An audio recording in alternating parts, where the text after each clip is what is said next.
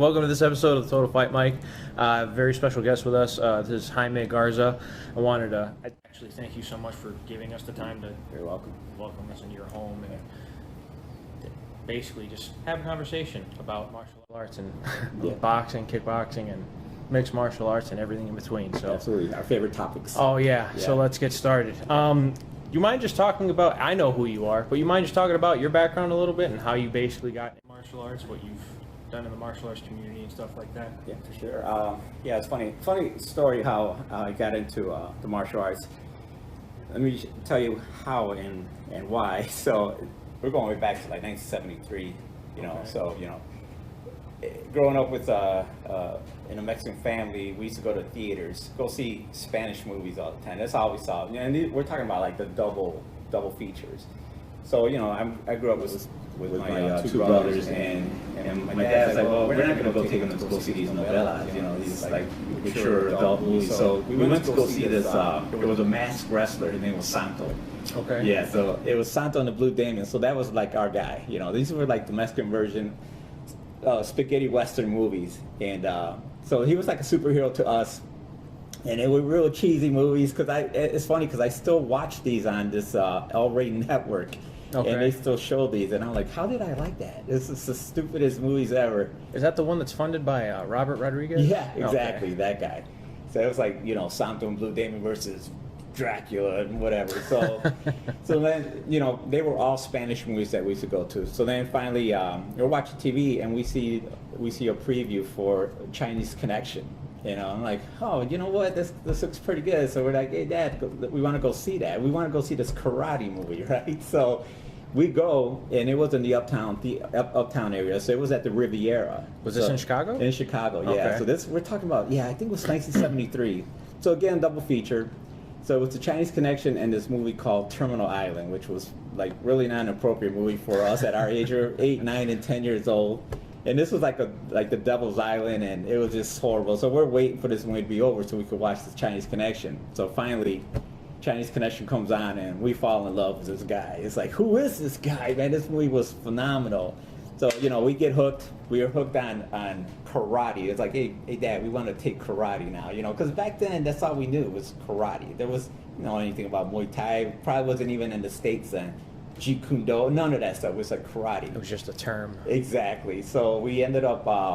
My landlord at the time, he was taking up martial art. He goes, hey, why don't you enroll him? Yeah. He goes, why don't you enroll him in this martial art that I'm in? And my dad's like, sure. So we end up enrolling in Aikido. Out of all things. Out of all things. And we didn't know anything about that. We didn't know what Aikido was. We just knew, okay, it's a martial art. We'll go. So we're taking Aikido. We're learning Aikido. And we're like, when do we start punching? When do we kick? And they're like, you don't. There's no such thing as kicking and punching. This is you use your enemy or your opponent's force and all this stuff. And we're like, nah, that's not for us. And and in my opinion, that art is probably the worst art for an 8, 9, and 10-year-old kid. It's like, it's just too complicated. You're learning these circular motions, and the whole concept of use his weight against him, it just never worked. So 2 months into it, we're like, yeah, this isn't for us. And it was funny was in that area, it was just inundated with martial arts because a lot of karate, a lot of taekwondo, a lot of judo schools in that area. But we ended up in Aikido, so we pretty much dropped out because this ain't for us. I mean, my first actual martial art was in Taekwondo too. So, and that I knew I just wanted to learn karate as well. Right. Because I had the same. What's karate? Yeah. I want to learn karate, and then, what's Taekwondo? And then that's how it starts. Right. That's honestly how it all starts. But talk about how you actually got into the Marine Corps from that. Yeah. So fast forward, I joined the Marine Corps in 1983, and went overseas in '84. We come back. We do a deployment every year and a half. So then in '86 we went back. Okay. And since I was already there, we relieve a unit. So when they leave, they have a lot of open slots that we got to fill in. So luckily, I was assigned to work in the court, the basketball court. So I just signed out gym equipment, and I ran the court all night. It was fun. I literally had a 9-to-5 job. Okay. So now they had these boxing smokers that were coming up. I'm like, hey, you know what? I got the time. I started training, and you know what's funny? I had no formal training whatsoever in anything, just other than Aikido.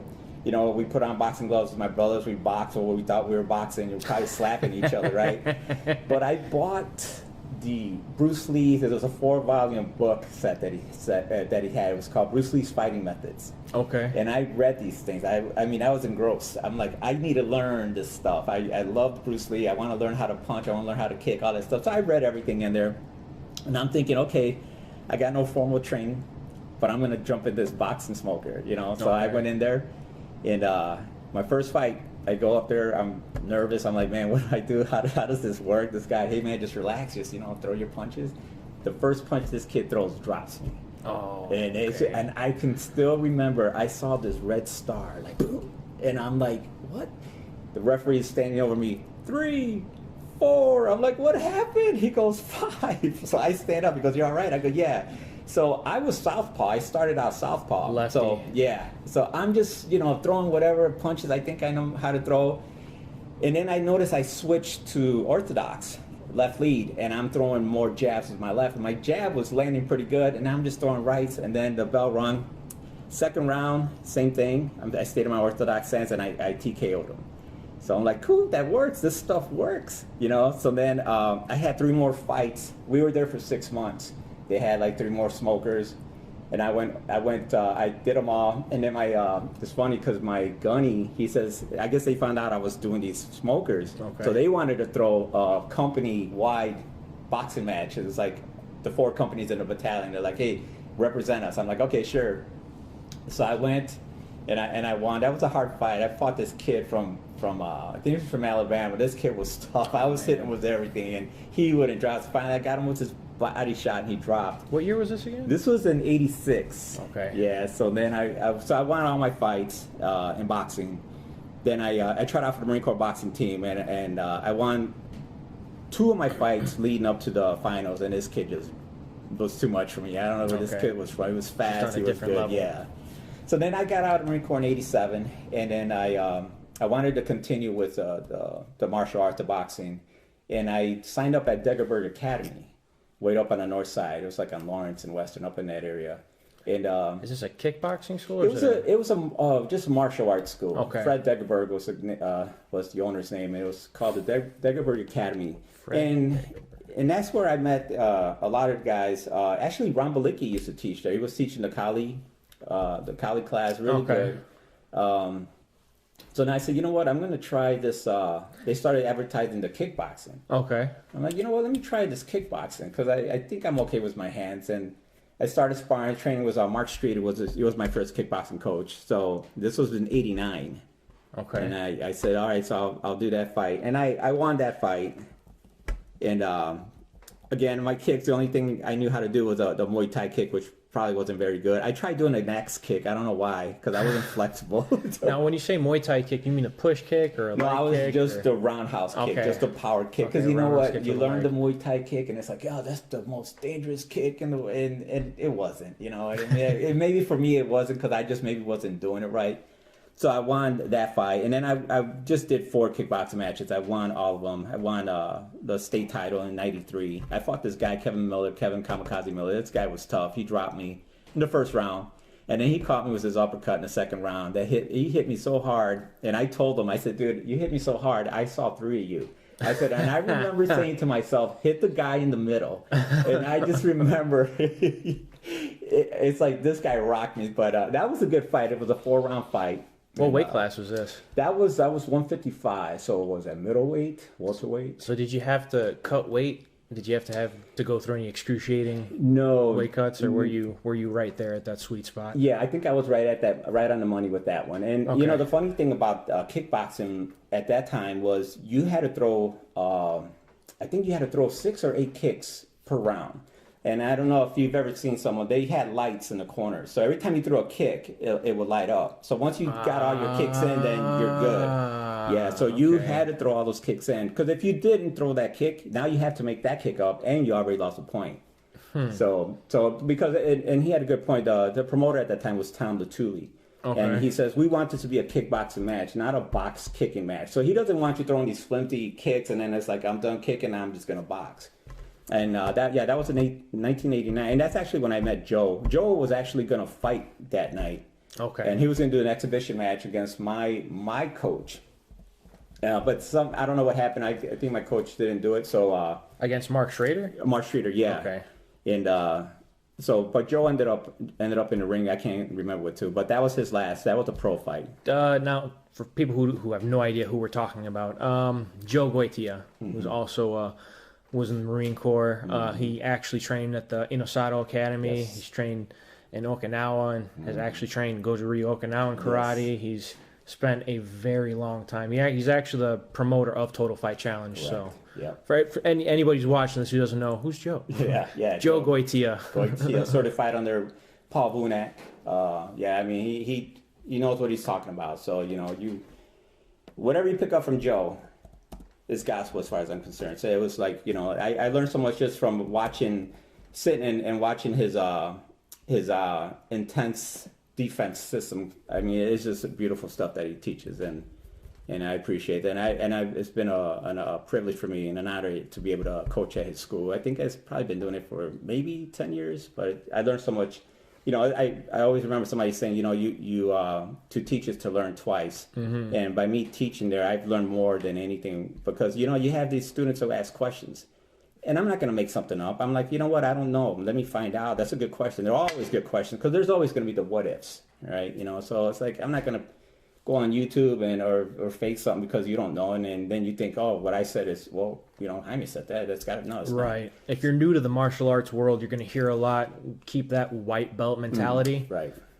So that way you can just keep intaking information. Always. So I don't dislike the belt rank system, but there's kind of that stigmatism, not the ego, but there's kind of like, oh, I'm at this level, I'm at this level, I'm at this. Yeah. You should always be learning and trying to add more to your repertoire, even if it is Aikido. Yeah, that's right. There is something to be learned from Aikido as well. Absolutely. As Muay Thai. So very true. But I keep on going. You've actually cornered quite a few guys. And you've actually taught at quite a few schools. So have you only taught at Joe's school? Because right now I know you're here in Aurora. So you train a lot at this Phoenix Academy. Yeah, Phoenix Sports Academy, and I hope I said that right. Okay.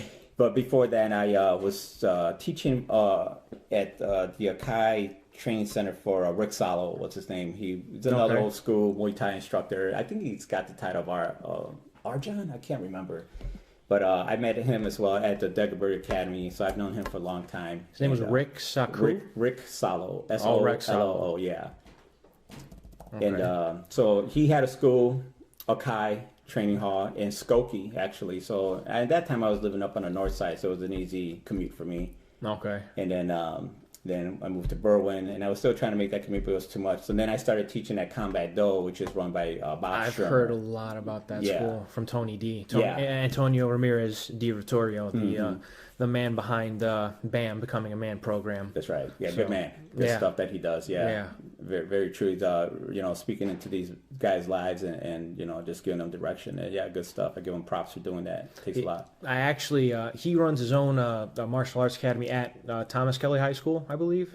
Yeah, I believe so. Or did, but he actually talked to me about the Combat Do. It was actually kind of cool to get a different perspective from a different school. I was just like, oh, that's kind of interesting.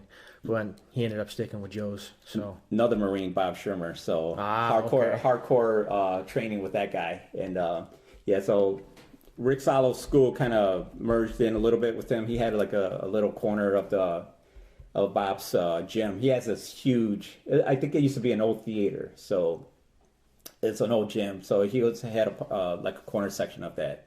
And he was teaching the Muay Thai kickboxing class. So I was teaching there for a while. And then I eventually ended up at Joe's, at GMA. Yeah, so. I wanted to ask you how difficult it is to corner a guy who you've trained with for so long, whether if he's winning or losing, because you spend a lot of time with these guys. I'm not going to name names, but I want to keep the anonymity of everybody. But it is very hard watching these guys go into battle and just going, man.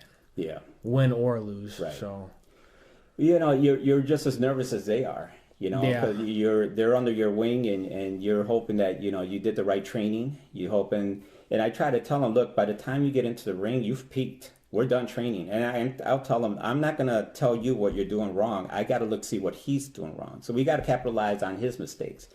So as far as I'm concerned, you're done. This is all the training, all the sparring, all that. You're done. So you're not going to hear me. You're going to hear everybody while you're competing. Everybody's going to be shouting, do this, do that. You're not going to hear my voice. You might hear something, but you got to stay focused on what this guy is doing. So I tell him, try to relax, talk to yourself, feel him out. Just don't go in there trying to head on rush this guy, because you don't know anything about this guy. But yeah, I'm just as nervous. I'm almost shadow boxing. Like, I'm going to step in the ring, but I'm the key thing is to keep them relaxed. Prep them mentally, let them know all eyes are going to be on you. Right now, the hardest part is up here, because physically you can do this stuff, but if you're not ready here, you won't be able to do half the stuff. You're going to slow down. You're so nervous, but relax. I said after the first 30 seconds, after you feel maybe a few of his punches, you'll start to kind of think, okay, this isn't too bad. All right, you know what? It's just a hard sparring match, but keep your hands up. But, any guy that goes in there, and if he loses the fight, it's like says, you didn't lose, you learned, right? So now you know what it took to get in there. Now you know what you have to do next time, and it's getting into the ring is the hard part. Waiting to get into the ring is the hardest part. You hear the crowd. Yeah. You see the guys coming back, some guys beating up, some guys whatever, and you're like, man, what fight? Who's next? What? And they're just nervous, but so you try to calm them down. But it's like, once you're done, dude, it's going to be the most exhilarating thing you've ever done. Because you'll find out why are there more people in the stands. Because what you're doing is hard to do. It's easy for them to shout, hey, do this, do that, but they'll never step in the ring. You know what I mean? So we're a different breed. You know what I mean? It's crazy that we volunteer to go into this thing, to do this thing that not a lot of people want to do. Right. But they're all experts. Hey, we'll throw the kick, throw the jab, punch them. Shut up. Get in here and do this stuff, Oh, man. Everybody's an expert, right? Always, That's something that makes me so... it's just... That's ignorant. That's really ignorant. That's just ignorance. It's just like... There was... I heard this somewhere. It's like, man overestimates his fighting ability by 1,000%. It's just like, you really don't know what somebody else knows. And yeah, that's right. I was a minor in criminal justice myself, so usually when they're telling you something, they're trying to get you to realize that you have no idea what a human being is capable of.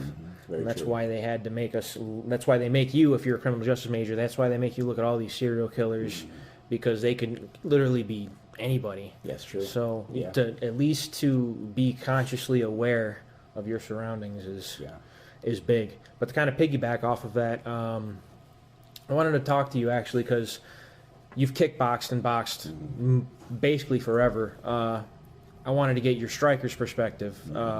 So we're going to rewind the clocks back to UFC 257. So there were basically two fights that I wanted to talk to you about. One was the Michael Chandler fight versus the Dan Hooker fight. Right. That was awesome. Yeah. Dan Hooker comes from city kickboxing with guys like, taught by Eugene Berriman, Alexander Volkanovski, Israel Adesanya, Kai Kara France, Dan Hooker. Yeah. And then you have Michael Chandler, the former Bellator lightweight champ, multiple-time lightweight champion, short, stocky, they call him Iron Michael Chandler. Like a small Sean Shirk. Yeah, oh man. I love Sean Shirk. It broke my heart when I found out he retired, but short, stocky. Yeah, exactly. But so what did you see in that fight? What did you see from Michael Chandler, and what did you see out of Dan Hooker? Well, it's funny that, you got a lot of fighters going from UFC to Bellator, but now you got a guy from Bellator coming to UFC. So now there's a different mindset from this guy. It's like I'm stepping into Dana's White mind. I'm stepping into his world. So, but this guy's just aggressive. He's a pressure fighter, and he's got the build for it. He's got the explosiveness because he's got the stature for that. He's almost like Mike Tyson. Tyson's he's stocky, but that's where the power's at. So you got the guys who like Hook, who thinks, all right, he's got the reach on him, but once this guy gets inside, you got nothing here. On the inside, you don't have a lot of power. You got to time the uppercuts. You got to time the hooks, to catch this guy that's coming in. But it's just the constant power, because he took him out in the first round.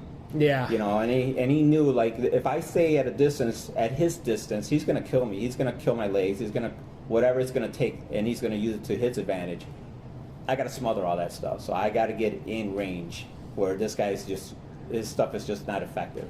Would you say that the feeling out process is a little bit more fast-paced or slow-paced? Because it takes you 5 minutes to get in three rounds, whereas 3 minutes for 12 rounds or 10 rounds. So what's the feeling out pacing kind of like? What's the difference between a feeling out process in an MMA bout and a kickboxing bout or a boxing bout? Yeah, that's a good question, because it's funny, we just saw the bare knuckle one.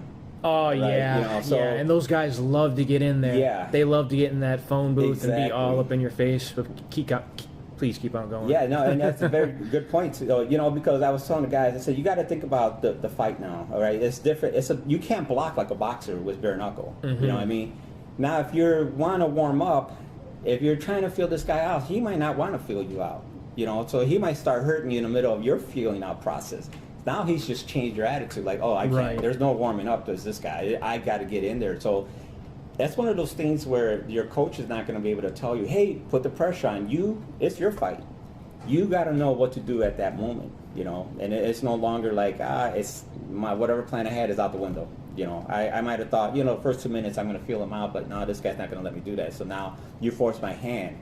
But you can't go in there reckless. Because you go in there reckless, that's when you open up just a little bit. That's all he needs to see. He might not even see that. He might just throw a lucky punch and it just scored and you're done. Yeah. And sometimes you might just get clipped where you can't recover from that.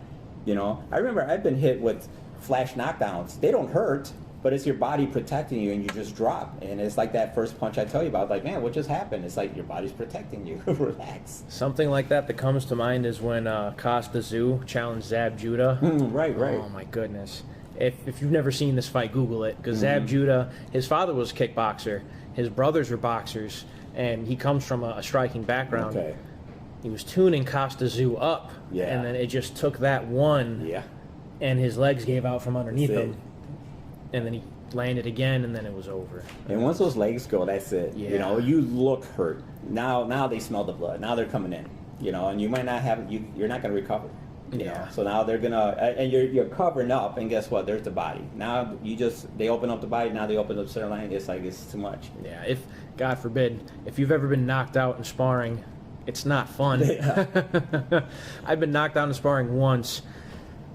I knew that I was knocked out. I knew the lights were off, but I couldn't do anything about it. Like, you're not able to do anything about it because it's just black, or you're seeing like, you know what I mean? And it's just like, you try to move your legs and you feel like, you ever stick a pin inside of a bug, and their legs just that's you. Yeah. That's basically what it is. You're trying to regain consciousness, but it's just not there. I remember Marek Piotrowski, a Polish kickboxer back in the day. He fought Rick Rufus. He beat Rick Rufus, and then they had a rematch. And Rick Rufus is one of America's best kickboxers. Yes, keep on going. Absolutely. He knocked out Piotrowski. And Marek said, I remember talking to my coach back in the day, it was Kevin McClinton from Super Kicks Gym. And Marek had told Kevin, he says, Coach, I saw him walking around. He says, I remembered he was laying flat on his face. He says, I saw Rick walking around with his arms up, and he says, I couldn't move. He says, I was scared. He says, I thought I was paralyzed. But that was your body just saying, relax, dude. Right now you got the split brain going on. Your nervous system is shocked. And it's just telling you to calm down, relax, and then it'll regain. But I could only imagine, like, oh, dude, I can't move. It's kind of like that sleep paralysis, Yeah. But yeah, Michael Chandler finished Dan Hooker in the first round. And I actually thought that with Michael Chandler being a wrestler, him being short and stocky, he actually trains out of a place called Sanford MMA, and that's actually ran by Henry Hooft, who's a longtime K1 kickboxer. Yeah. He fought Peter Ertz and all those guys over there in K1. He trains Gilbert Burns, who's going to be fighting challenging Kamaru Usman for the title. Okay. And they've actually both trained together there in Florida at Sanford MMA. It used to be Hard Knocks 365. Okay, I remember that. That was the old Black Zillions. Ultimate Fight. Yeah, that's right. That's right. They used to all be Black Zillions, but Rashad guys like Evans, all those guys, Rashad Evans, even Luke Rockhold, Volkan Ozdemir, a whole bunch of guys. Yeah. But I forgot where I was going with that. But that's where Michael Chandler trains actually. Okay. So he's short, stocky, with a wrestling background, heavy hands. I actually thought that Dan Hooker's knee up the middle, because he's a tall guy, and he's actually knocked out Ross Pearson trying to do the faking and feinting with the knee up the middle. I thought that was going to be a huge weapon for Dan Hooker against Michael Chandler. But Michael Chandler was just like, no. Right, no, not having that. Right. So, but the next fight, Dustin Poirier versus Conor McGregor, the main event. So when everybody's favorite fighter is Conor McGregor, and I don't dislike Conor McGregor at all, especially when he first came out, the wide stance, kind of the karate style, utilizing the kicks to keep his opponent away. Right. As soon as he got that Floyd Mayweather fight, it's like all that kind of went out the window. So before we even get into the fight, you want to talk about how each fighter grew as basically as their careers went on, either in the incline or decline for Dustin Poirier and Conor McGregor. Well, McGregor, of course, his mouth.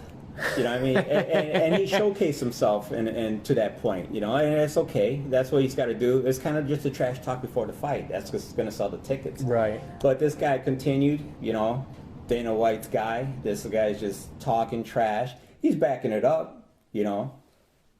Maybe not against the two brothers. I can't remember their names. The Charlo brothers? No, the guys that slap people. Oh, the Diaz brothers. Yeah, right. There you go. The 209, Stockton. Right. Yeah. Exactly. The Gracie, Caesar Gracie Academy. Yeah, exactly. You know, so I've always thought he was a good fighter. I like how it took you to go to Stockton slapping. You guys remember these guys, right? Yeah, that's his trademark. Who are you talking about? Remember the guys that slap people? Oh, those guys.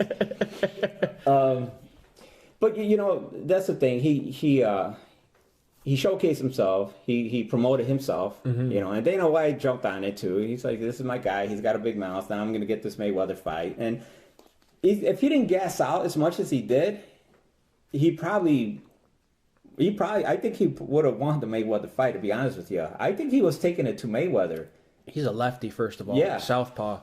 And Mayweather's had problems with southpaws. But he's undefeated. He's never lost to one. Right. So he's always been able to fill those gaps because he comes from boxing. Yeah, exactly, and that's his thing. Yeah. So, you got a MMA guy who does boxing training, but you're not a boxer. Exactly. You know, so you're learning to box, but you still gotta do your MMA stance. You can't stand like a boxer in an MMA fight. You know, because there's both your legs right there. So you know. We'll talk about that later, but keep on going. For sure. But Poirier, you know, I remember watching Poirier on this MTV, and it wasn't even about Poirier, but he was in there, and I didn't like him. He beat the crap out of the subject line was this one guy who wanted to be an MMA fighter, but Poirier beat the crap out of this guy, and I'm like, who is this guy? And then I'm hearing his name. Then I find out he's in the UFC, and I'm like, man, this guy's a jerk. But you know what? He's one of the most humblest guys in the UFC. One of the nicest guys. Like, if they boo his opponent, he defends somebody. He's like, no, don't do that, you know. But going into this fight, I was hoping Poirier was going to take it. I kind of thought he was. Only, I don't think McGregor is fighting for money. He doesn't need that. You know, he's not fighting for the money. He wanted to fight. But I think Poirier had more heart behind his fight than McGregor. And I think he put the pressure on, killed his leg. Yeah. You know, so that slowed him down. So now the hands, you know, you kill the whole thing is kind of you kill the body, now you kill the head. The same thing here, you kill the legs. You're not going anywhere. But, you know, you start throwing those strikes. You could only defend, and then that Joe says it. He says you're only going to be able to defend for so long. He says something's going to sneak in there, and that's what happened. I remember it was Mark Munoz. He's retired now. He was a middleweight. Yeah. He was fighting Lyoto Machida in the main event. Lyoto Machida threw one. He's a southpaw as well. Comes from a karate background. Right.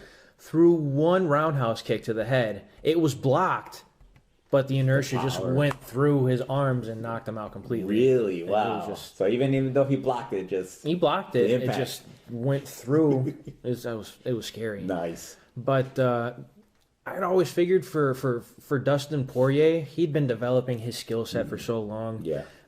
I was a huge fan of Josh Grisby. It's probably a big regret in hindsight now.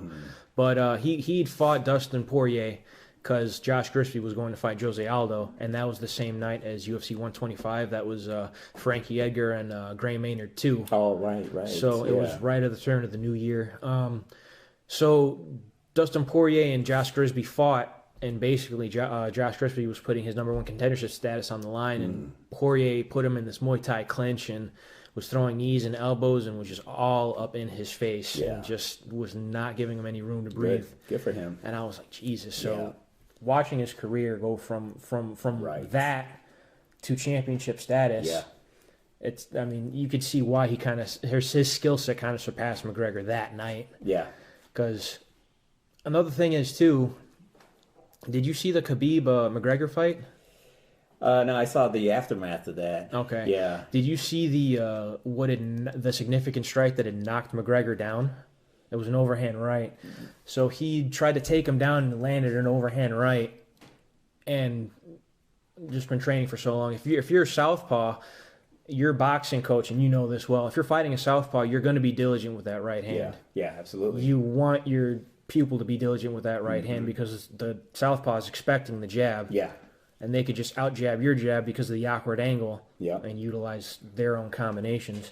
So, with that being said, I mean, Conor McGregor had a great jab, but just Dustin Poirier was just eating him alive from the outside with these kicks. Yeah. You know, and that's the thing. When you're fighting the opposite stance, now it's foot placement that you're fighting for as well. You got to stay on the outside of each other's foot. But now your shoulders lined up with his face. Exactly. So that's why you hear right down the pipe. And you gotta have confidence in either your right cross or if you're southpaw, your left. You know what I mean? Yeah.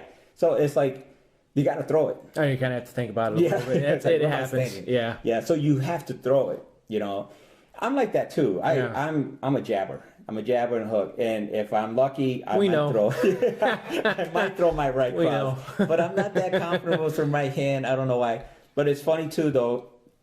And somebody had just asked me that. They says, "Well, like, what do you do like when you fight?" I said, "I try to go into a southpaw position because now his power hand is further away from my face. Like if I'm standing at the same stance, his right hand is right there. But again, if I stand southpaw, I see that coming a mile away. I'll see his kick coming a mile away." So now I can kind of feel the power. I can kind of slip. I can catch whatever. Once I feel like this guy's not that strong, then I'll go into my regular stance. And then, okay, now I'm going to be able to utilize my jab more and my hooks and start working the body. But and they say, yeah, because I'm just not throwing my right cross all the time. It's like, I don't either. I just feel like I stay open. I don't know what it is, but you have to force yourself to do it. So kind of piggybacking off of that, one of Dustin Poirier's great weapons, kind of like Khabib's overhand right, but this is because they were both southpaws. Dustin Poirier and Conor McGregor are southpaws. He was throwing this kind of like, it wasn't exactly a check hook, but it was like an overhand lead hook that he kept catching him with on top of the leg kicks in the body. Triple G does. Also, yeah, Triple G does that a lot. He's just like he just hammers it down. Yeah, like on the top. Kind of like a corkscrew lead jab. Correctly. Very intriguing, and he was catching him with it too. Right. He was outgunning Conor McGregor, who's loves to throw power straights. There's always an opening. Yeah. So now it's either you use it, take advantage of that opening, or you got to create the opening. You know what I mean? But you're not gonna block. Everything's not covered. So now that's the beauty of it. There's a whole science behind boxing is make the openings to land at one end. Because don't just throw punches to throw punches and hope something lands. So guess what? You're gonna tire yourself out. Right. So now it's like you gotta strategize. Like I'm gonna throw this. Hopefully, he opens this, and I'll take advantage of that. But when you were training with all these guys, did they ever put emphasis on the calf kick? Because it wasn't just the leg kick; it was the calf kick. Like that was actually a real big thing in that fight. So they weren't. That wasn't a big thing back then. No, and it's funny because like Eric Paulson, I've heard of that. Yeah, he's I love that guy, great coach. But he shows a lot of that, the calf kick and where to stand to throw it. Because, if you're standing in front of a guy and you try to do an inside leg kick, there's a good chance you're going shin on shin. Yeah. You know what I mean? So you're just kicking his knee, or especially if he just turns it just enough, you're going to kick his knee or you're going to kick his shin. So now you're just hurting yourself. And it's more of you got to angle yourself in the right position to get behind that leg and blow out that calf. You got to just hit it perfectly and start cramping up the calf. Right. But he does these drills where he just kind of takes a step in and it's like it's right there. Right. But you got to be careful because you're almost stepping right into his right cross. Okay. So it's kind of you got to put yourself. You got to almost like post and then just kick across. So Been trying to work those a lot, but not a whole lot, because I'm like, I don't care too much about that. Right. I like more to set up the kicks with the hands and vice versa. Okay. Too many guys just throw kicks, and guess what? You're gonna catch an elbow. Yeah. You're not gauging the distance. It's like you should be able, when you touch them, you should know, like, I'm not gonna kick my instep. I touch them, my shin should be making contact with this guy, not my instep. Because guess what? Now you're gonna catch an elbow, you're gonna catch a knee. Now you got a swollen foot. If I'm ever paired up with a guy that Joe puts me with, I always tell him your jab's your measuring stick. Yes. Your leg kicks are your yardsticks. That's right. Yeah. So, very good. You got to gauge that distance. Yeah. But so yeah, I mean, with Conor McGregor just concentrating so much on boxing, he wanted that Manny Pacquiao fight so bad, and I actually saw Pacquiao finishing McGregor sooner rather than, because Conor McGregor had landed a left cross to the body of Floyd Mayweather, and it hurt him. And if you remember, the referee was like, "Oh, no low blows, no low blows." Yes, that's right. It was in the 4th or 5th round, that's and it was, right. no low blows, no low blows. Yeah. That was not a low blow at all. Yeah. You're protecting the boxer right now. That's right. He got hurt bad by the bigger, stronger fighter. Tired him out. Yeah. He absorbed a lot of his punishment. Yeah. But he was able to tire him. I don't think. I mean, do you think Pacquiao would have let him get away with anything like that? No, and you know what's funny was Pacquiao. You can't figure that guy out. He doesn't have a set pattern of a fight. You know what I mean? This guy's all over the place. He's so unorthodox. And I remember somebody saying the worst guy you can watch to learn boxing from is Muhammad Ali.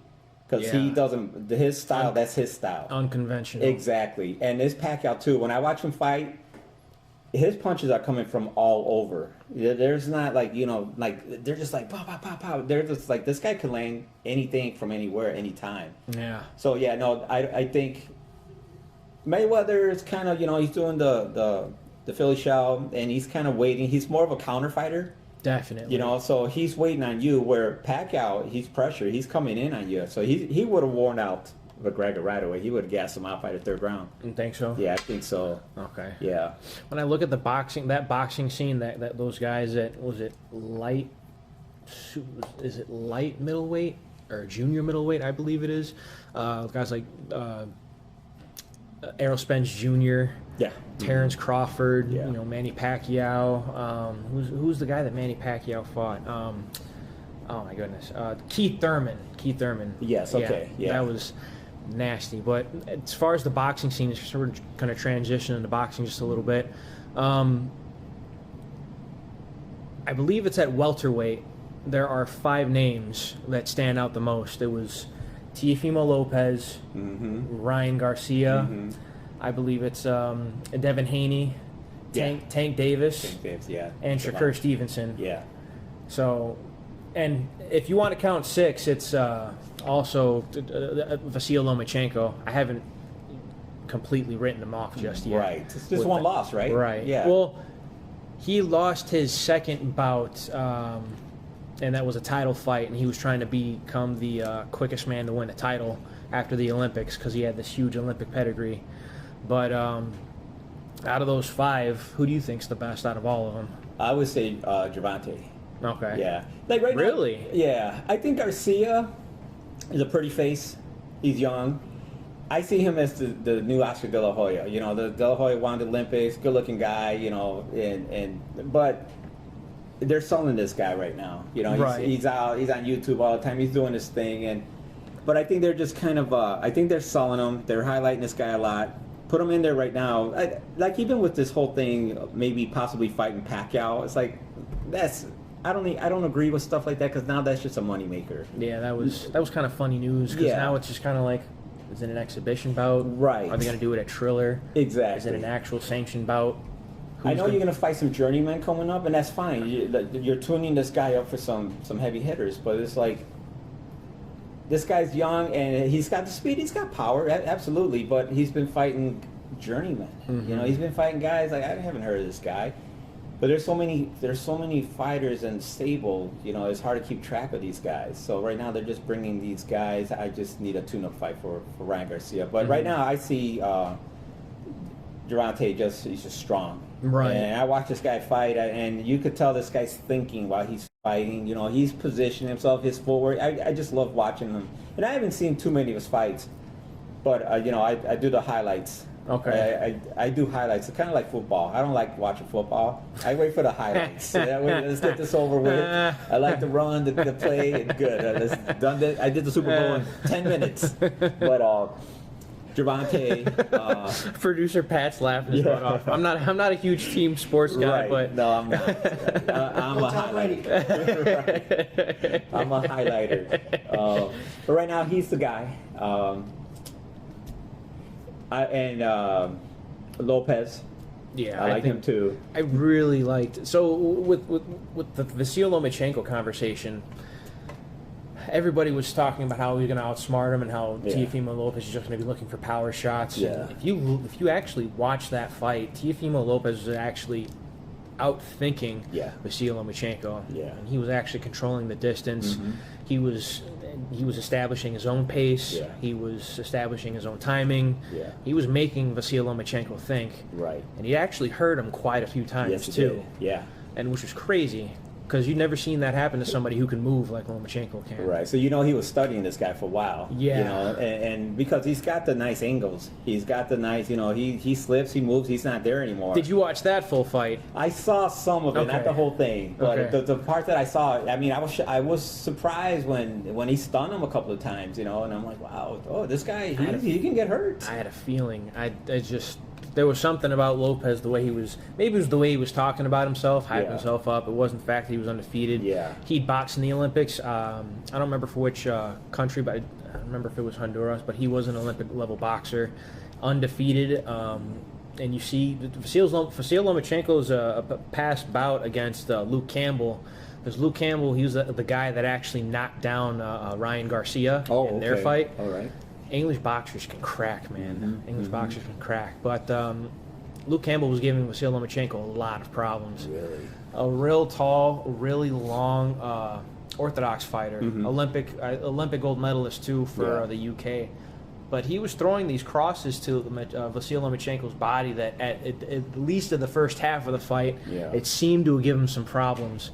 But, you know, Teofimo Lopez is not tall. He's kind of short and he's stocky, but it was impressive to see a shorter, stockier guy utilize his speed to gauge the range on somebody like Lomachenko. But you know what's funny is that you see, if you watched Olympic boxing back in the day and Olympic boxing now, Olympic boxers aren't fighting like Olympic. I keep hearing that, so talk about that a little bit, because I keep hearing that, like, no matter what gym you go to, no matter what gym coach you talk to, they're going to tell you the same thing. When guys like Sugar Ray Leonard are boxing the Olympics, is not the same as when, you know, Ryan Garcia was boxing the Olympics, or when Adrian Broner's fighting the Junior Olympics, or so talk about that a little bit. So is it stagnated? No, you know what I think it is if back in like the Sugar Ray days, you know, even up to De La Hoya days, it was points, right? So you're just trying to touch. You got the little white part of the glove. It's points. They weren't looking for knockouts. I mean, if the knockout happened, it happened. But now these Olympic fighters are fighting like pros. They're training like pros. So now they're not. It's not just like they're just trying. Because you'll see like Sugar Ray Leonard. If you watch the way he used to throw those hooks, you know, those punches and bunches type. Exactly. Yeah, it was for points. You know, and that's what it was. So now they're.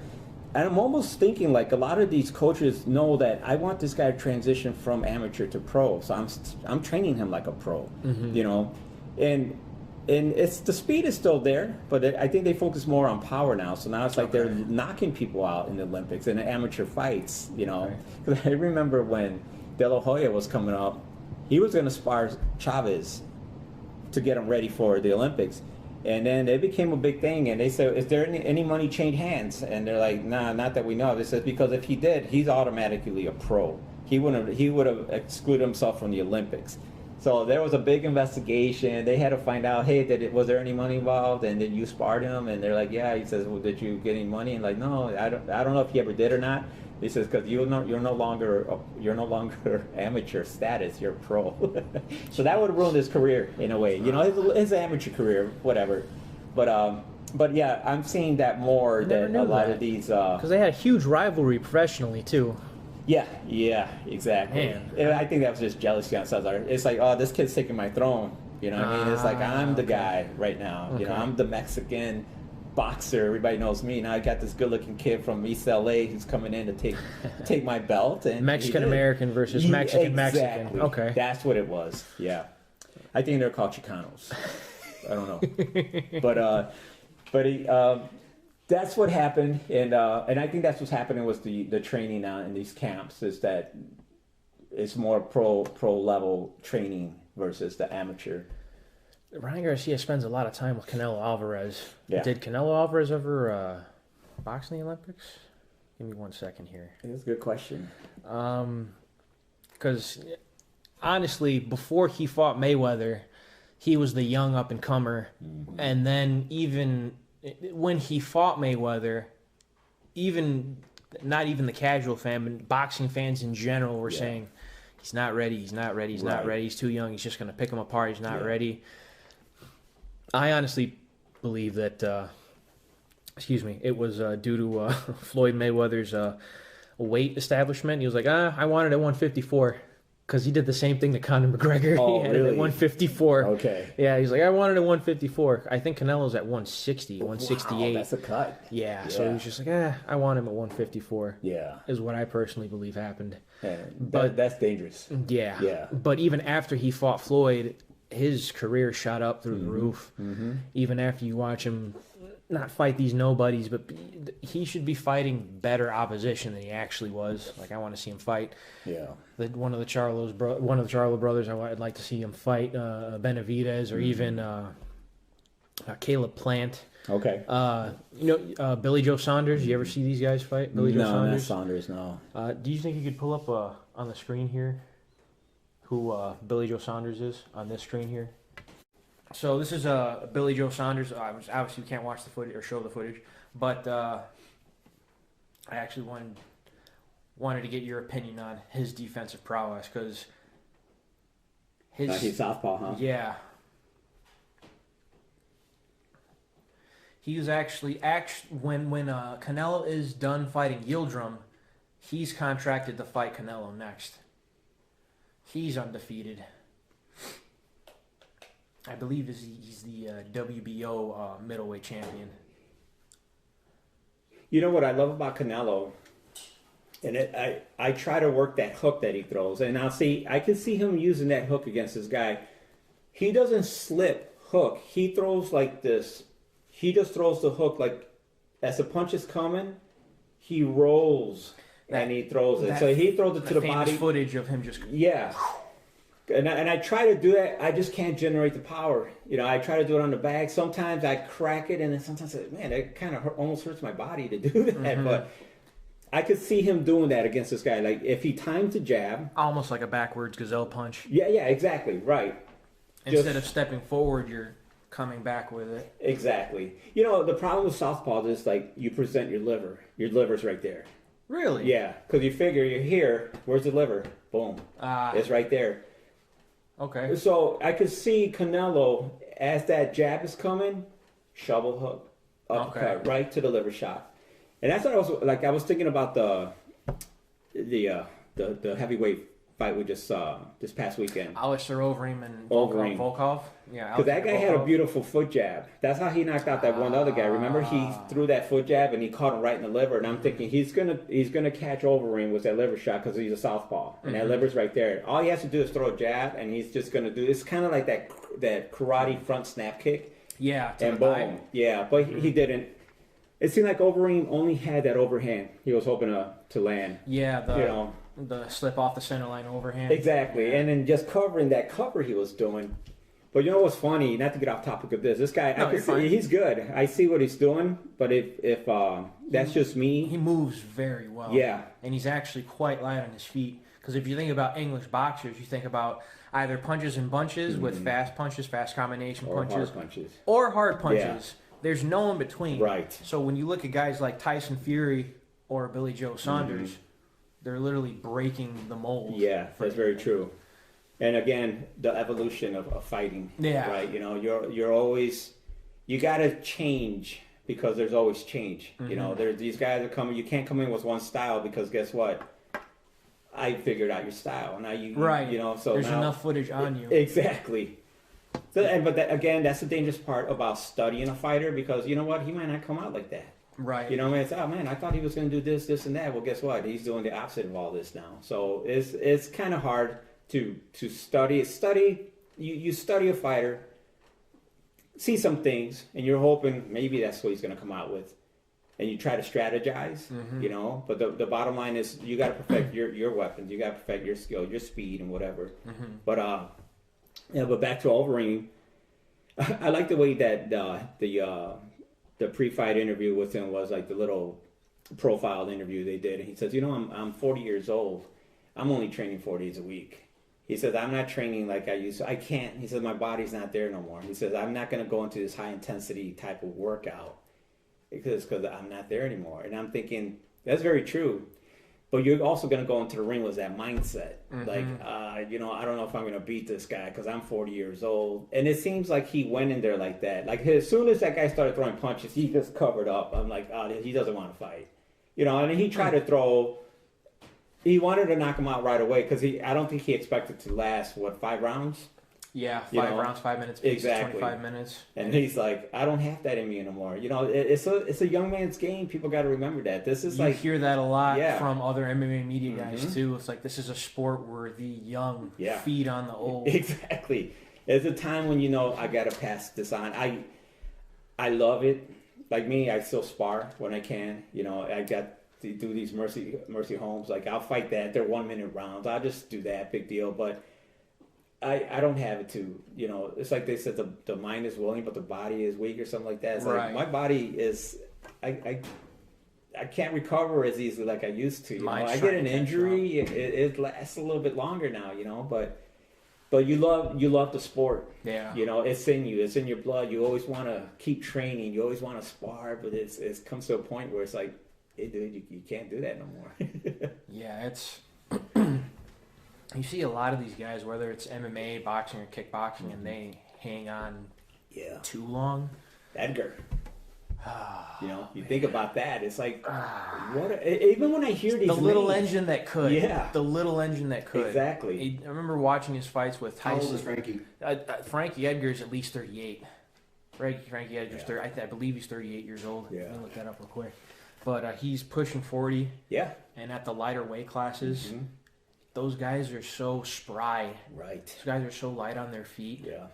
And you don't, when you watch the little guys, if you're a sizist, you don't, of course, you're not going to expect them to have knockout power. You don't want those guys hitting you at all. Right. You know what I mean? Yeah. Like they train hard, they hit hard.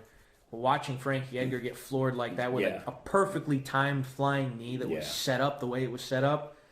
And he leaned into it. That was rough. It was hard to see. It was hard to see that one. But you know, when you hear who's fighting, and you're like, that guy's still fighting. Yeah, you know, that's another thing. Right. One of my favorite fighters ever was Mauricio Shogun Hua. Okay. I love the shoot to box style, just Muay Thai, come forward. You know, even if you Chris have to. Cyborg, all those judo. Yeah. I love shoot to box. Yeah. That style. This weekend, don't forget Clay. Oh yeah, Clay Guida. Clay Guida won. Guida has fought. That's right. Clay Guida, he fought. He's another Illinois guy. He actually gave shout out to Total Fight Challenge on one of his. Did he? Yes, he did. Good for him. He was talking about his brother Jason Guida. Yeah. Shout out Total Fight, Total Fight Challenge. Shameless plug. You know what's funny about Clay Guida? And I told my wife about this. I went to go see a fight in Cicero, and he fought. And I don't know what card that was. He came and sat right next to me. I didn't know him. I didn't know anything about him. But his buddies were here. They were loud. And I'm like, okay, I guess they like this guy. So then he comes and he sits right next to me. And I didn't know him. He wasn't anyone yet. You know, he wasn't in the... And I said, hey, man, that was a good... He caught the guy in a heel hook. Okay. But the guy tried to do an up kick, or somehow he caught him. Oh, okay. I said, man, that was a nice move. He goes, thanks, man. He goes, he's a really nice guy. He goes, yeah. He goes, I fought that guy. He did the same thing. I caught him in the same, and I tapped him out the same way. Real nice guy. I'm like, that's cool. And then I'm hearing this guy, Clay Guida, on the fights. I'm like, wait a minute. He sat next to me like, all right, so what? Big deal. It's not your buddy. Wow, good for him. That's cool. The point is that there's a lot of history Yeah. in Chicago, grammatically. Matt Hughes. Yeah, I was just about to. So when I was growing up, we watch all the Bruce Lee movies, and my hero was Jean-Claude Van Damme. Okay, yeah. So you know what his first movie was? He was in. It was No Retreat, No Surrender. No, wasn't it? No, Breaking. Breaking? Yeah, he was What's in. that? It was in a breakdancing. Okay. He's in that movie. Isn't that where he plays like Isn't he trying to demonstrate kickboxing to some guy and he's flirting with him? No, that is. Or? No, he's okay. actually when that Shabba-Doo guy who just passed away. He passed away. Yes, yeah, he was also from Chicago. Okay, there were. Yeah, that's right. And there's a beach scene. Well, he's in the background, and the guy that plays Tung Po, they're standing in the back. And they're watching these guys breakdance, and he's over there trying to do his dance move. He's pretty much dancing like he did in that one scene in Kickboxer. Yeah, so that was his entrance too. He's like, "I'm going to L.A. I'm going to make it big," and he was in that one scene. Jeez. But yeah, my hero was always kickers, so kickboxing stuff like that. You'll hear through the grapevine. I don't know if you know about this. There was a gymnasium somewhere on the south side of Chicago, and we talked about smokers here. For those of you who don't know, smokers are basically they're not amateur fights, but they're not professional fights either. They're getting you. It's literally the grime that gets you ready for what's to come in the professional fight. Right. It's a real fight, and you're gonna get hurt. Mm-hmm. You will get paid. Maybe it's hush hush in the back, but it's a fight. Yeah. But it doesn't go on your record. So you'll hear stories about a gymnasium that had kickboxing smokers. Do you know anything about this? Yeah. Rick Salo takes a bunch of his guys to these things. It's in the gym. It's it's in the ring. And this has been going on for a long time. Ground level ring, and they put the chairs around there, and they do the smokers. And like you said, it's just kind of give you a taste of like, hey, this is what it's like to fight if you don't really want to commit to But it's in a gym, and it's just like, is it in Lansing? It's like right on the border of here in Indiana. Familiar. Yeah, and they used to do them a lot. I used to see the Rick Salo's guys go there all the time. And I was just about to say, you'll hear a lot of local legends just go. And when I say local legends, I mean like these old school PKA, WKA karate guys. Yes. These old, kind of like, if you've seen the Michael Jai White footage of his old sidekick style karate. Yes, correct. But these, in the Joe Rogan video, but these guys were blowing each other away with these kicks. Right. So, but that was a thing in Lansing? Yeah, I think it was in Lansing. Okay. Yeah, and he tried to get me to go there a couple of times. I just didn't want to take the drive. Yeah. But Clay Guida was one of those guys, man, that fought this weekend. He fought Michael Johnson. I'm trying to see. Yeah, another name, Michael Johnson. It's like, well, he came in. For a long time. Yeah, he's been around for a long time, but he came in later, so he still has. I think he still has a couple more years in him. Joe Goitia, it was under the Combat Do Fighting Challenge, right? This Combat Do Fighting Challenge? Because I'm looking at the Clay Guida's record. Mm-hmm. Yes, that's what it was. It was 2005, Cicero, Illinois. Yeah. Yeah? Yeah. Jeez. It's a long... Yeah. That's a long ways away. That's absolutely. Long time to be fighting. Yeah. But, and that guy's still, even after the fight, he's still shadow boxing. He's jumping up and down like he can go another 3 rounds. This guy. That guy's a very rare breed of fighter. Midwest Training Center, isn't it? So, I'm actually not sure. I'm not sure. I thought he had his own gym called MMA Stop right off of Weber Road, somewhere close to Romeoville. Because I'd heard the Clay Guida. I've seen that name kind of. There's actually a lot of jiu-jitsu schools out in that south side area around here. But he actually trains with the Team Alpha, guys like Uriah Faber and Chad Mendez and Joseph Benavidez and Cody Garbrandt. But he's actually with Mark Henry on the East Coast with guys like Frankie Edgar. Used to be Marlon Moraes, but yeah. So that was before the break, after the break with Dominic Cruz. Yeah. That was rough. That was rough. that was a soap opera. I enjoyed listening to that whole thing. Yeah. You know, but yeah, it was. Well, ugly. Dominic Cruz's whole thing was getting at him being the sole guy to best Team Alpha Male against mainly Uriah Faber over and over again, and he beat Benavidez. Yeah. So he's got a wacky style too. His footwork. Yeah. Yeah. He's got a wacky style Yeah. too. He actually modeled it off of Muhammad Ali. Oh, really? Not. Yeah. And you talk about guys just like don't do that. Right. But he actually did it. But he got caught with a nasty kick against Henry Cejudo because he was kind of doing he was moving a little bit too much. Didn't put enough muscle into it. So he moved. It looked like he had juked into the kick, kind of like faded into the kick, and then as Cejudo was kicking, the knee kind of impacted the head, and he kind of just came back, and it was just a nasty formula for chaos. Yeah. And then that'll happen. Yeah. But this weekend we actually have I believe it's UFC 258 or 259, but Kamaru Usman. Have you watched him fight? I think I have. That's not the guy that does. What was that little red ball? Who did that? I think that was Israel Adesanya. That's who that was. That's what I'm confusing him with. Kamaru Usman's a kind of shorter. It was a weight class lower. Okay. He's a short, stocky guy. He trained out of Sanford MMA with guys like Michael Chandler, Gilbert Burns, who's going to be his opponent, Luke Rockhold. Kamaru Usman's training guys. He's training in Colorado with guys like Trevor Whitman. Oh, got it. Justin Gaethje. Yeah. Yeah. Oh my God, he's a monster. I underestimated that guy. I thought he would be. Yeah. I thought, you know what, this guy's. There's some guys who are just regular MMA fighters. You know, they just do enough to get through. I underestimate his strength, his skills, his kicks. Yeah, he has nasty. Yeah, he's got kicks. some nasty kicks. He snuck a kick against Tony Ferguson that actually landed. It was he jabbed on the same side and then picked up. That's an old school karate move where you punch on the same side and then come up with the roundhouse. Oh, really? It actually caught Tony Ferguson with it. I was like, Dropped him? No, he didn't drop him, but he caught him and it did the damage. I was like, he just did it. Wow. It was nuts. But Kamaru Usman's going to be fighting Gilbert Burns. Kamaru Usman comes from a wrestler's background, which is pretty interesting because his striking's actually gotten way better. When you talk about guys who come from Illinois, these old school guys, if you look at Matt Hughes, Clay Guida, Pat Miletich, he was actually an Iowa guy too.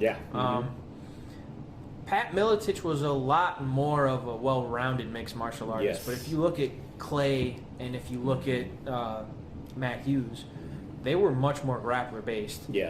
Clay is much more willing to strike. Right. But you see someone like, not to degrade Matt Hughes, but you see someone like Matt Hughes, and he was sticking to his bread and butter, which was his wrestling. Yeah. When you see guys like Ben Askren talking about getting into boxing matches, how does that make you feel as a coach, a striker's coach, a boxing coach, kickboxing coach? Yeah, is it one of those things, let me try this? You know? It's like, what's the point? Yeah. What are you trying to accomplish? Is this my stepping stone into professional boxing? Yeah. You know, you want to transition into boxing? Because that'll be a rude awakening. You know, again, it's a whole different style now that you have to train. It's like you're going from MMA style boxing to MMA style hand strikes to total boxing. Right. If you saw the bare knuckle with what's her name? Paige Van Zandt. She kneed that girl. She threw a knee. Yeah, they kept showing it over and over. I said, let's see if she does. If she ends up like instinctively. Yeah, exactly. But sure enough, she clinched and threw a knee. I'm like, yeah, it'll happen. You know, so that's the thing. So this guy has to make sure he transitions 100% into boxing stance, boxing style. You know, and now you got speed coming. Now you got, because you know what, you got some MMA fighters that got some speed, but do they have that boxing speed putting the combos together like pow, pow, pow, pow? You know, the thing about the Paul brothers is that they're actually taking this seriously too.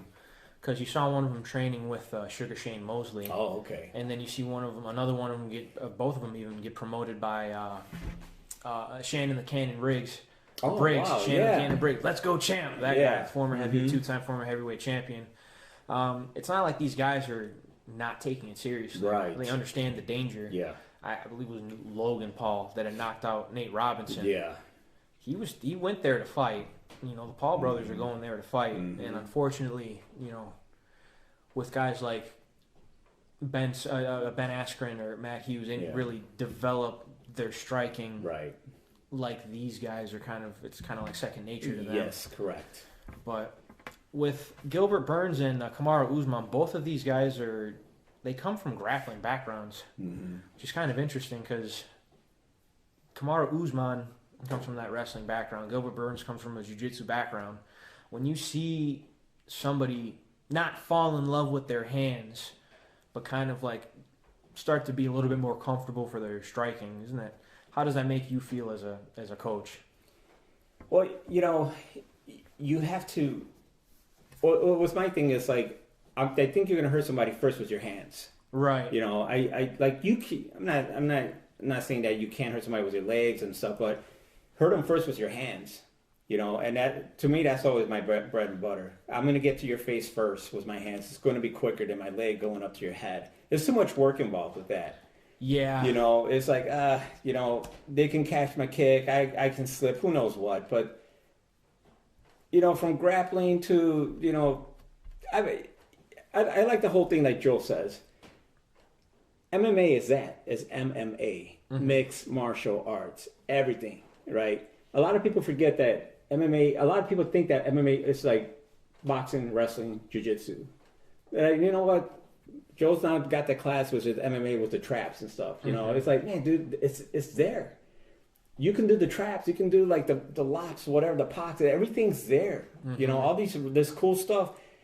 People forget about that. That's why you see Anderson Silva was playing around with stuff like that. You start seeing videos of him starting to work the collie and whatever, you know. You'll see training footage of him back in the day utilizing the wooden dummy. Yeah. Like utilizing the trap hands and Wing Chun and the energy, the whole everything. It's, you know what, I feel it. Let me just go straight in. You're becoming water, right, Pat? Yeah. So, but but I would always think like these guys who are just, you know what, my bread and butter is wrestling. I said, well, first develop the hand speed, develop the power in your punches first, and then, you know what, hurt them that way first, hurt them in the head or a body shot, then go into your grappling, go into your submission, whatever it is. I wanted to actually show you some footage of Kamaru Usman. Yeah, okay. Just wanted to get your perspective from it. This is this Saturday. This is the main event. This is for his title. It went from George St. Pierre to Johnny Hendricks. This is the welterweight line since George St. Pierre. It went from George St. Pierre to Johnny Hendricks. Wow. To Robbie Lawler. Wow. To Tyron Woodley.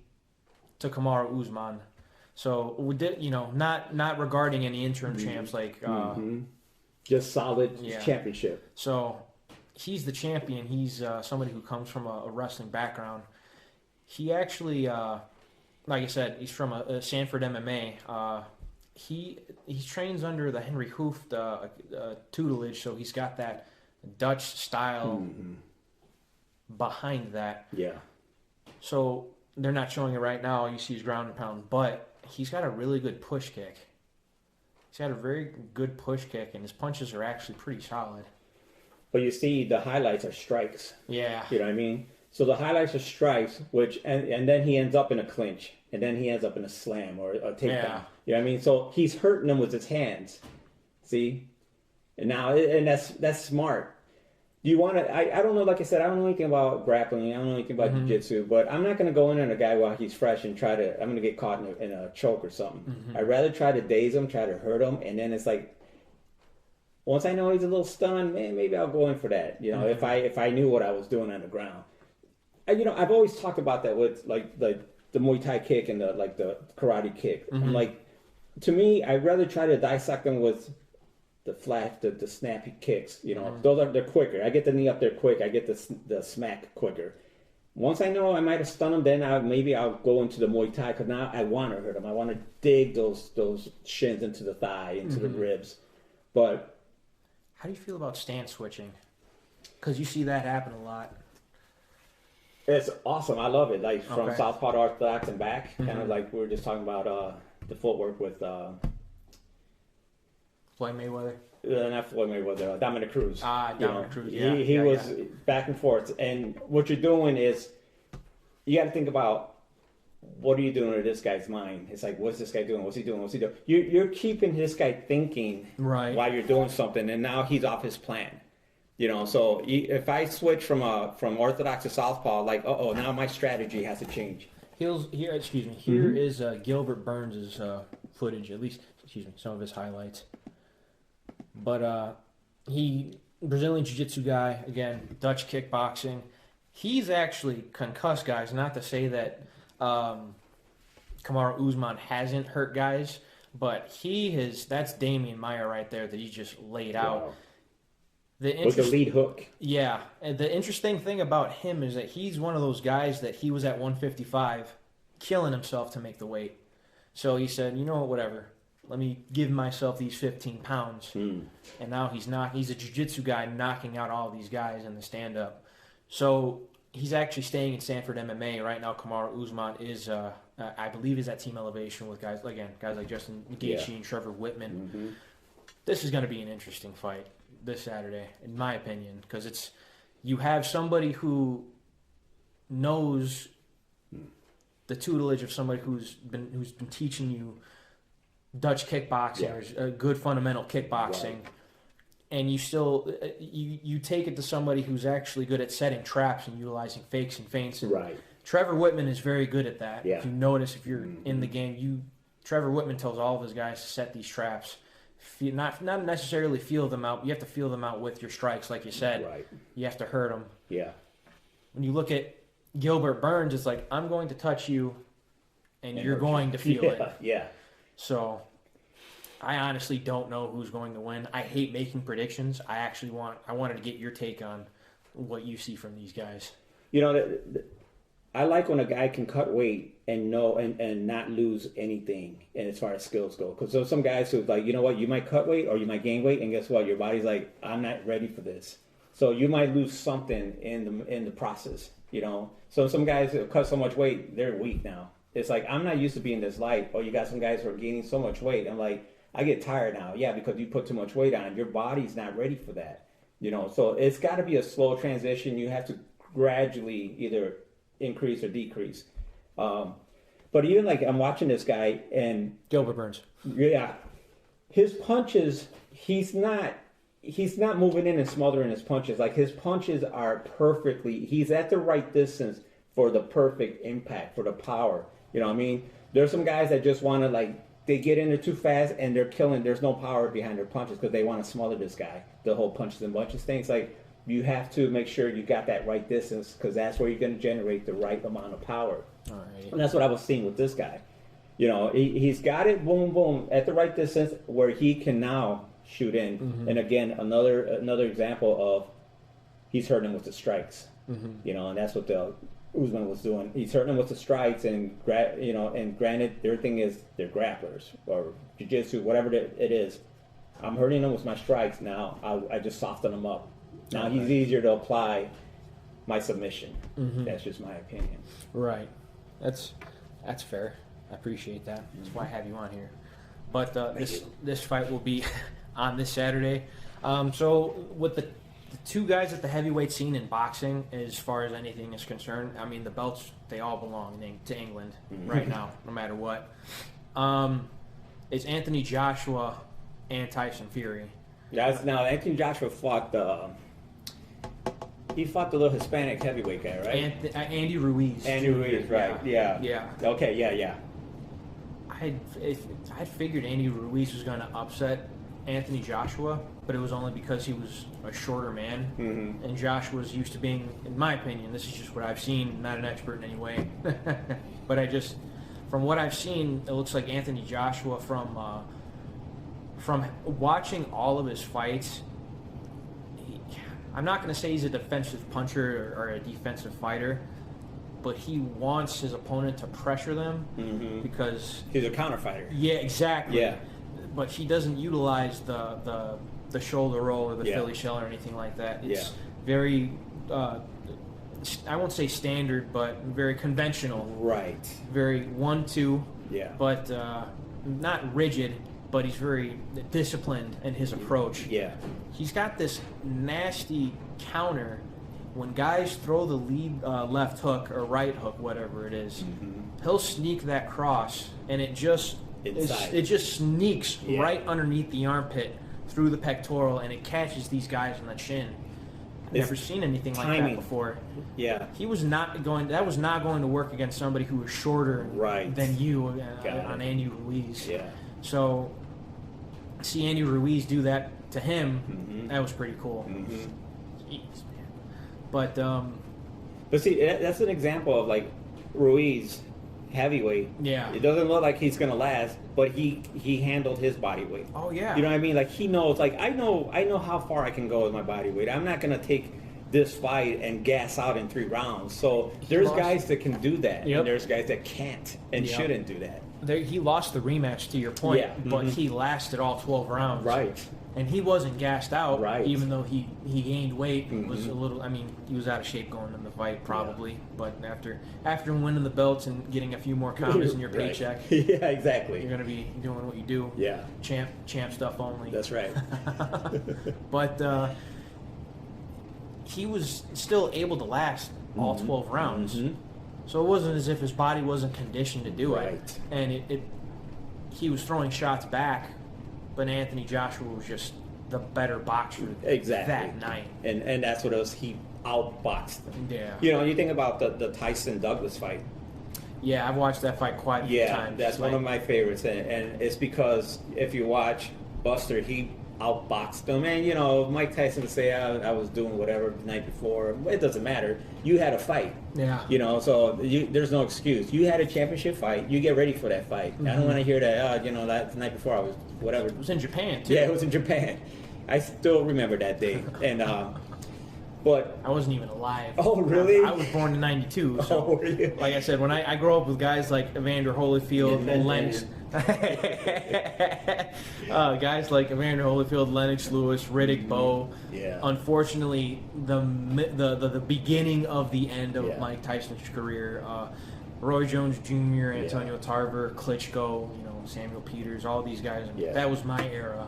So I Got kind it. of had to go back and yes, yeah, I was with restudy all those guys. Yeah. 'Cause I'm sure you were your time. You've been spoiled with combat sports. So I was with back in my day was Sugar Ray, Hearns, Hagler, Benitez. We're talking about the Wilfredo Gomez, Yeah. Wilfredo Benitez, all those guys. And Mustafa Hamsho, John the Beast Mugabe. yeah, exactly. And Ken Norton was fighting, Yeah. Arnie Shavers, all those guys. Yeah. And so we're watching boxing when it was free on NBC. Howard Cosell. Man, I have love-hate relationships with those stories because when you go to the gym and you're like, oh, remember this fight used to be for free? That's great. Why do I have to pay $90 or Right. $75 Right. for a match, man? Come on. Yeah, it was CBS. Why World of Sports? Yeah, I think it's Sky Sports. They have that in the UK, and Okay. I believe it's all for free. And just Yeah. like, Yeah, but whatever, man. no, that's true. And it's like we were saying earlier. These guys just need to know when to hand the torch off. It's Yeah. like it's these guys come in different training. They're coming in stronger, faster, and they can be at a certain weight, heavy weight, but they can be at a middleweight and they're hitting like cruiserweights. You know what I mean? Because Yeah. of the training that they're doing. I was talking about how much I loved English boxing earlier. Nigel Benn, he was a part of the British military. I believe it was in the British Army. He had done Chinese kickboxing. Oh, okay. So Sancho? I believe so. Yeah. So he had kickboxed and he boxed. Wow. He was a super middleweight, so 168. But when he was in the military, he fought heavyweights, Oh, really? and he would knock guys Yeah. out. And you'd hear him talk about how he would knock guys out and everything. Right. So you figure the punches he was taking at that weight, his weight, Yeah. he wasn't feeling them. Yeah, but he'd been stopped by quite a few guys though, like Chris Eubank, Michael Watson, Steve Collins. I think there's a gentleman by the name of Mulani Tulangi. Does that sound Yeah, familiar? no, not at all. Something, he was a pressure fighter, brawler, Yeah. hooker. He was one of my favorite English boxers. Not my favorite English boxer ever, Nigel Benn, but guys would tire him out because he'd come out like a freight train. Yeah. Come out like Yep. a lot of his highlights are in the first round. Okay. It was Doug DeWitt, I believe. He beat him in the 6th round. Mm-hmm. But you remember Doug DeWitt? The name sounds familiar, but I Okay. can't place his face. He actually won. I believe he won the title from Doug DeWitt. But then he fought a guy. I know you know this name, Iran Barkley. Oh yeah. He knocked out Yeah. Iran Barkley in 1 round. So what year was this? Because Iran Barkley, we're going way back now. So Iran Barkley had just came back from a retina surgery. Okay. Because I don't know if you remember. I wasn't, like I said, probably a baby or not even around. Mm-hmm. But apparently he'd gone through the same thing as Sugar Ray Leonard. He had a problem with his eyes. Okay. I believe it was a detached retina, That'll happen. and he was trying to get back. So Nigel Benn he'd lost his English titles to Michael Watson, and he came to the United States to train, and he became a WBC champion. I believe Bob Arum, Yeah. with Promoter. no white hair, Yeah. not a raspy voice. Right. He was with Nigel Benn. He was supposed to fight Michael Nunn after he beat Iran Barkley. Stuck in a nun. Yeah. Yeah. Mm-hmm. But he went back. That never happened. Unfortunately, that fight never happened. But the year that fight took place, let me look that up. Now I think that the Tetrartno and Sugar Ray was from Hitman Hearns. Tommy Hearns. Yeah. They'd gone, and that was when they were 15-round fights. Yeah. Man. Exactly. Jesus. If you guys don't know, the reason they had stopped doing 12-round fights, was it Park Soo Kim or Yeah. Kim Soo Park? Yep. I don't know Killed what. him. Yeah. What's his name? I don't remember the boxer's name, but he had unfortunately died. Yeah. After the boxing bout. It was backstage, right? Yeah. Right after he got out of the ring. And Now this is gonna bother me. I can picture his face. The Italian. He's an Italian guy. oh, okay. Here. To your point, Iran Barkley fought Nigel Benn. Nigel Benn will go on to fight in the UK and have this crazy rivalry with Chris Eubank. And let's see. Oh no, there's a whole lot of losses. We're talking about guys that held on too long. Yeah. So he had actually lost to Michael Nunn in '89 for the IBF title, and made a comeback in 1990. So no, I was not even a thought on this planet. But he'd fought Nigel Benn in 1990 and lost. And that was 3 losses in a row. Roberto Duran, Michael Nunn, and Nigel Benn. Jesus. Off of the back end of... He just won the title against Tommy Hearns. Jesus. Now those were I need the money fights. Yeah. You know. Jesus. You know, you think about guys like Sugar Ray Leonard, guys who held on too long. Yeah. He fought Thomas Hearns and Roberto Duran quite a few times. Hagler would go on to retire. Yeah. That's his only loss. Yeah. But he became a movie star in Italy. yeah, Indio and Indio 2.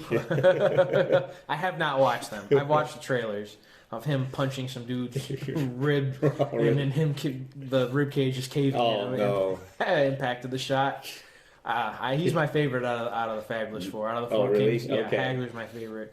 He was so ahead of his time I think so. because he was switching stances. Yeah, he was absolutely. He was so ahead of his time. But to get back to Sugar Ray Leonard, I watched this fight with terrible Terry Norris. Yes. And he was just bullying him. That's right. I felt so bad for Sugar Ray Leonard. And terrible Terry Norris, if you don't know, he was one of these guys who, if the referee had his back turned to him, protecting you, his adversary, terrible Terry Norris would not care and would still try and punch you while the referee had his back turned towards him. So he was a smart, dirty fighter. The terrible Terry Norris was nuts, man. Yeah.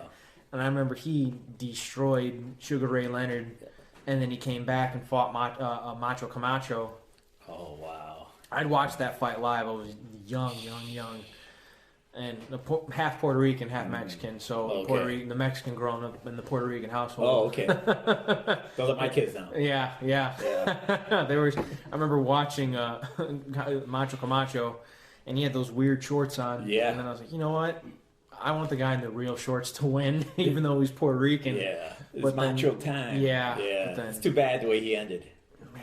Yeah, it's terrible. I remember where I was too. Really? Yeah. It was a Tuesday before Thanksgiving. I was at somebody's house, and then I got the news. Wait, really? Yeah. Man. Yep. A few years later, unfortunately, I would have a cousin that would pass due to gun violence in Puerto Really? Rico. I'm sorry to hear that. Yeah, Wow. it was rough. It was when you hear something like that, it just kind of it's a shock and it's an eye opener. Yeah. Yeah, it makes you wonder, like, where were you at? Like, where was he at in his life? Where Right. he had to be involved with that type of stuff. Right. You know? So It's bothering me. This boxer, the one that killed the Korean kid. let me see. I believe it was Park Soo Kim. Yeah, He was that is for sure. let me see if I can pull it up here. 1 second.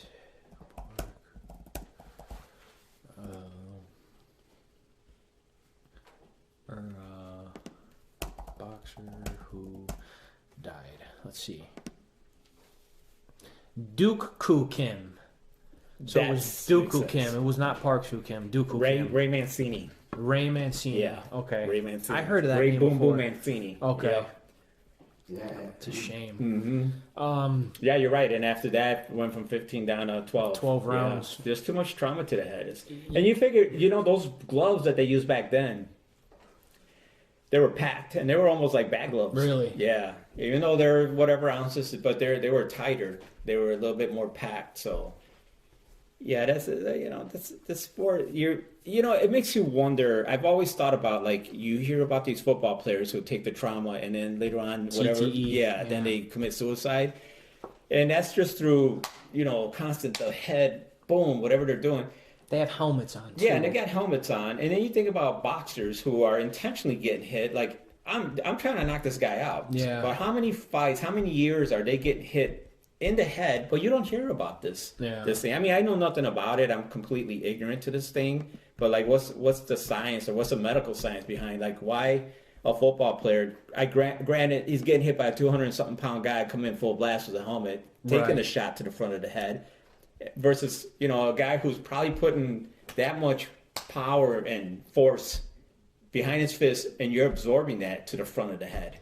We're talking about Dooku Kim. I'm looking up Ray Mancini's record. He also fought Hector Camacho. It's about right. Yeah. I just watched the documentary, the Macho Camacho documentary on Showtime. I didn't see It that. was pretty interesting. Fought Alexis Arguello. Yeah, Alexis Arguello, that was my guy too. He's been around for a Yeah. long time. Is Alexis Arguello the guy that fought Aaron Pryor? Aaron Pryor Yep. with that? With the special formula, man. the special water. Yeah.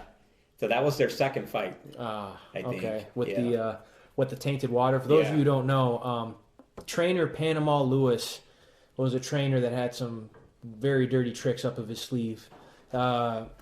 His last title fight was he was cornering a guy named Luis Arresto, and that's a whole nother interview called Assault in the Ring. Yes. But yes. he had you see Aaron Pryor go back to the corner, and Alexis Arguello and Aaron Pryor, Aaron the Hawk Pryor, powerful Aaron Pryor, having this war, this back and forth, and this was the 15-round days too, I believe. Yes, it was. Because it was around 13, 14. Yeah.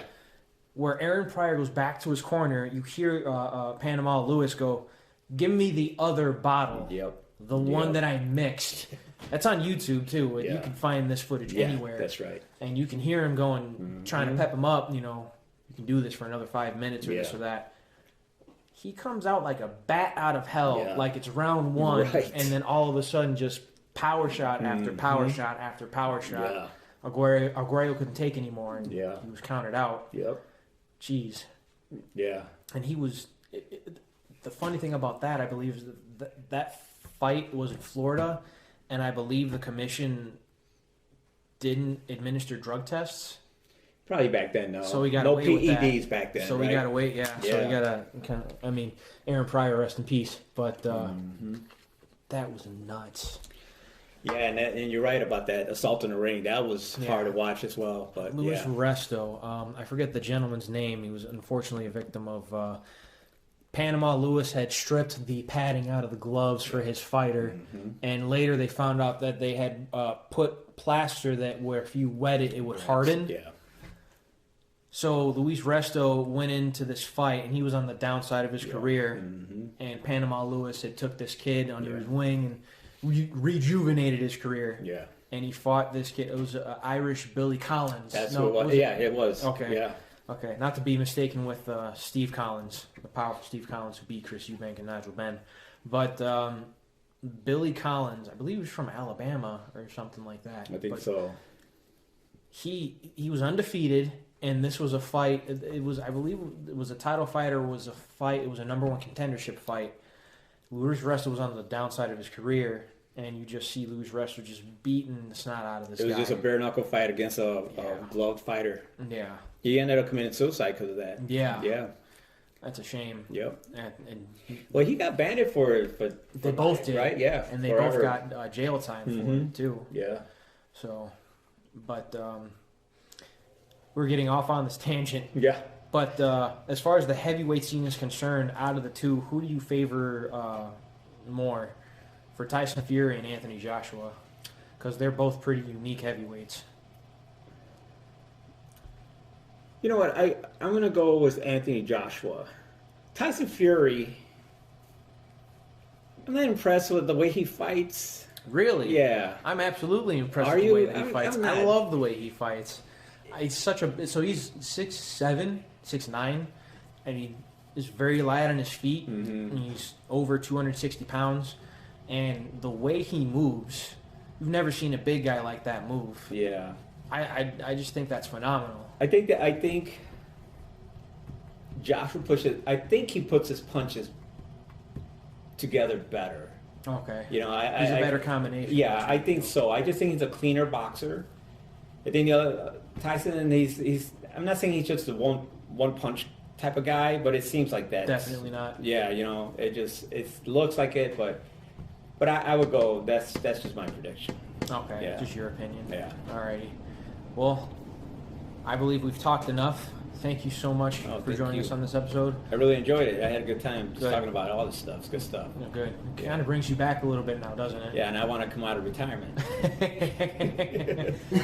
We can still catch you, hopefully, post-pandemic. Yeah. You said you like doing charity bouts every now and again? they're 1 minute rounds, which is just my speed now. Okay. You know, and I'm fighting guys like my age, so put on a show. It's all for a good cause. It's for the Mercy Home for Boys and Girls, and you know, it's a huge fundraiser.